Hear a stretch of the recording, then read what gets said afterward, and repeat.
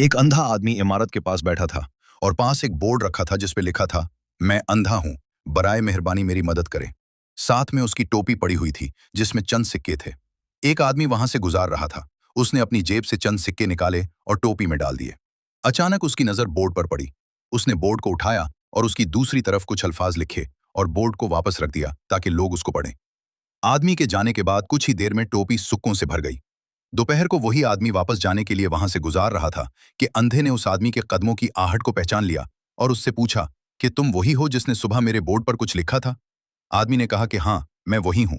अंधे ने पूछा कि तुमने क्या लिखा था। कि कुछ ही देर में मेरी टोपी सुक्कों से भर गई जो सारे दिन मैं ना भरती।